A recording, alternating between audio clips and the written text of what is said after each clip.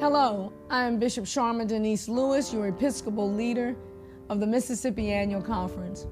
I welcome you to this discussion on what's next for your church after disaffiliation ended on December the 31st of 2023. This conversation is in no way an encouragement for you to leave our beloved denomination. In fact, I pray you remain United Methodists and continue as co-laborers in the great work we do in mission and discipleship. However, for those who are considering leaving, we want to make sure that you are equipped with the needed information to live into the post-disaffiliation process that our conference trustees announced and explained in October of 2022. You can find a link to the October 2022 process in the description below this video. The purpose of this conversation today is to provide clarity around the sunsetting of the disaffiliation clause found in paragraph 2553 of the Book of Discipline, and to provide context on how that impacts your church's next steps for leaving the conference. Joining me here today to help answer some frequently asked questions on this matter is Mr. David Stocks, our conference treasurer, and Mrs. Madeline White, the chair of the conference trustees. I welcome you all both for taking time out of your busy schedule to be with us here today. The first question that I have for you, Madeline, is why did the trustees provide a 2549.3A process in October of 2022? When the 2019 Called General Conference adopted paragraph 2553, what we call disaffiliation, there was to be a 3-year discernment process. Well, as we all know, around the corner was COVID, and that derailed everything. Last year, it came to the light of the Board of Trustees that there would be this gap period where we knew that what should happen is for congregations to have an opportunity to see what would happen with General Conference before making that decision whether to leave. Now, we do not have that power to extend disaffiliation. So in October 2022, we decided to go through the Book of Discipline to see what options we would have to extend the option for congregations to make a decision whether to remain with United Methodist Church after knowing the decisions in General Conference. Okay. David, what are the terms of this agreement?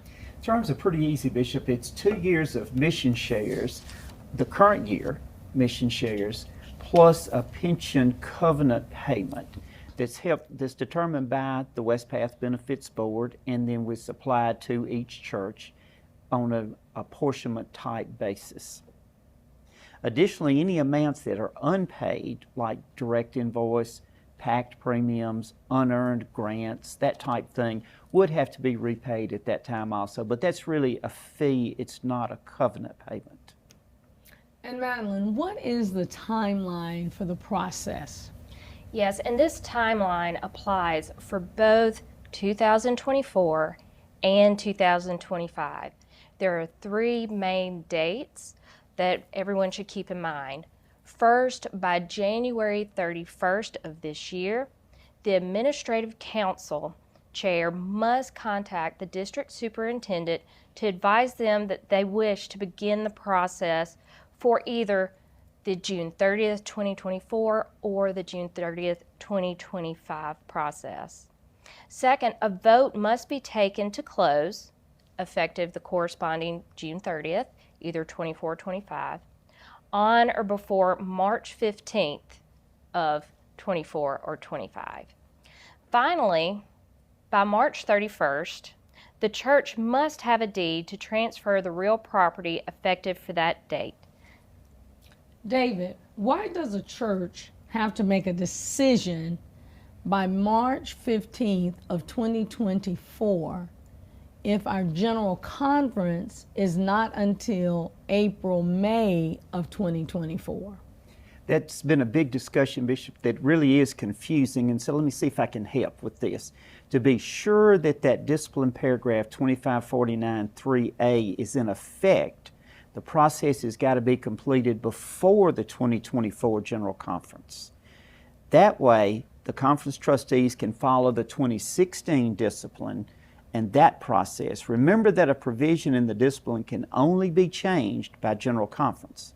So if the General Conference were to decide to change the 2016 discipline, then the trustees' process would have to be amended and might not match as it does in the 2016 discipline. So the trustees' contract will have to be entered into before the 2024 General Conference so that we can be certain what we're doing is in compliance with the discipline in effect at that time, which would be the 2016 discipline. Okay. Madeline, does a church have to make a decision? And I'm talking about the church now. Does a church have to make a decision before March 15th of 2024 to leave in 2024 or 2025? Yes, that is correct. This is the only way that we can assure that the process and contract are both in effect, because once General Conference meets, anything can change in the Book of Discipline.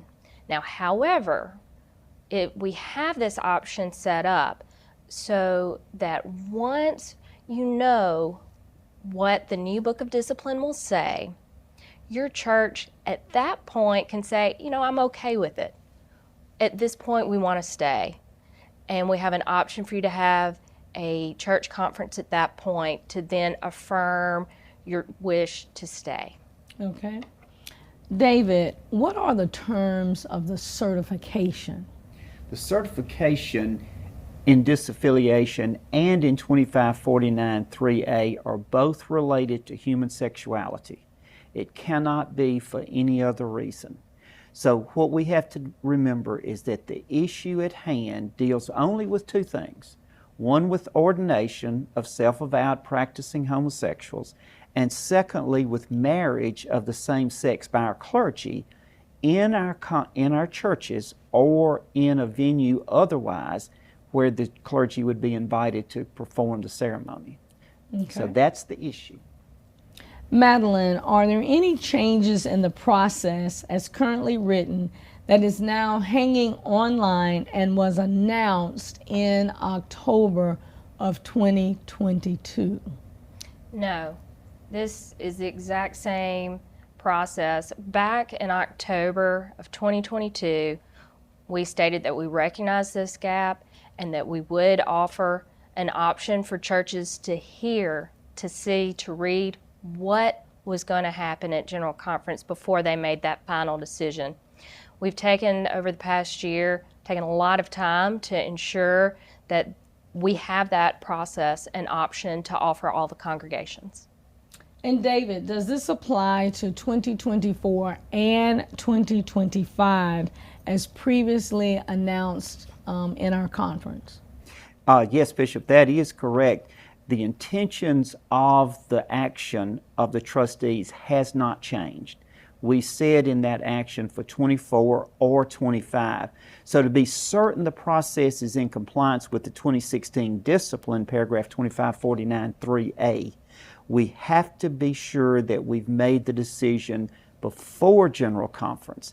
That way the trustees can process the work that they're doing in compliance before March 15, so the discipline is still the same and will apply because the agreement has been entered into prior to that. Okay.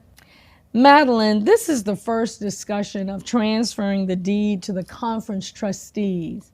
Why did this happen? This question we get all the time. Can you explain for us? Yes, the Judicial Council explained that before the conference can sell the closed property in their sole possession, they must own it. The only way to be sure that the property can be sold is that the property must be deeded to the conference trustees before General Conference convenes, because once they convene and if they change the Book of Discipline, this option may no longer be available. Okay. David, is there a required church conference? Number one, this question is like a four-part question. Number one, is there a required church conference? What is the voting percentage required to enact this closure? And could there be more than one church conference?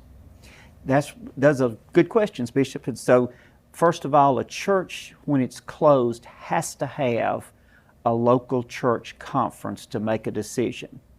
The trustees in their discussion said that the vote must be 66 2/3% to determine closure, because it was looking at disaffiliation.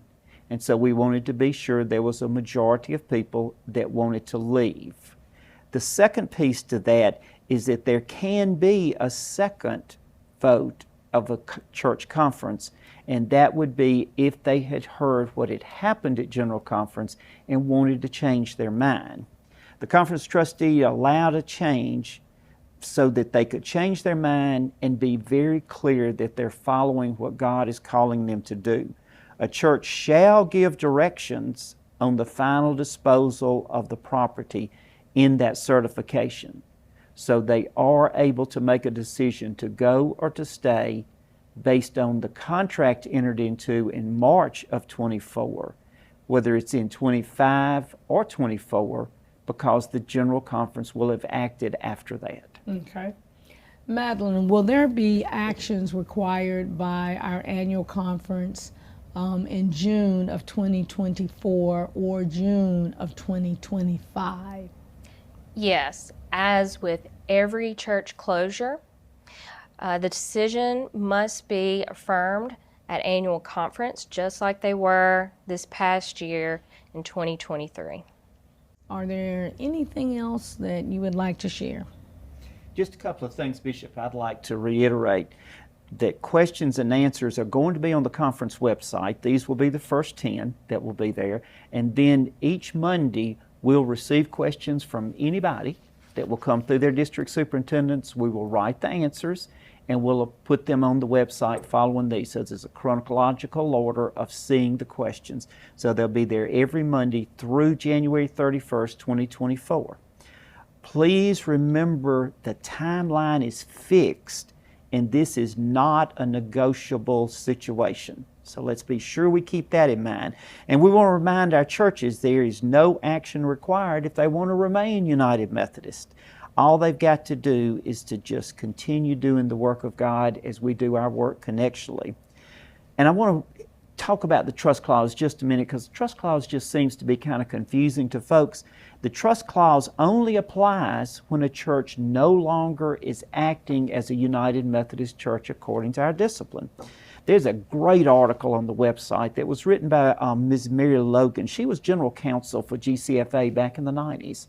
And she wrote a wonderful article that I think has best explained it in all the ways I've heard about it. She did the best job. So I encourage you to go and read that article so that you will be able to understand that trust clause as you go through this and not be confused that the conference or the conference trustees is going to snatch your property away. Okay. Read that article. That's good. Madeline, same question. Do you have anything else for today? Yes. The Conference Board of Trustees want people to know that we do not want to stand in the way of anybody's relationship to God. This is just a legal process that's required so that for those wanting to leave, they can do so without any legal strings attached. Okay. Thank you, Madeline and David, for your hard work for the last several years. Also, I want to thank you for providing clarity on this topic. I pray that this conversation has increased your understanding of the process. Please visit the link in the description below for answers to frequently asked questions about this subject. As a reminder, every Monday, the link will be updated with your questions and we will post answers to those questions in an effort to best aid you in making informed decisions. I would also like to ask you to expand the effort and encourage others who you know are considering leaving the United Methodist Church to watch this video before making the decision to do so. As I have said before on many occasions, my desire is for everyone to remain in the Wesleyan family. However, for those who, for various reasons, feel led to leave, I pray that the information today was helpful. This is Bishop Sharma Denise Lewis reminding you that we here in the Mississippi Conference, we are moving from disaffiliation to discernment to discipleship as we continue to take Jesus to the streets. God bless all of you, and again, thank you for watching.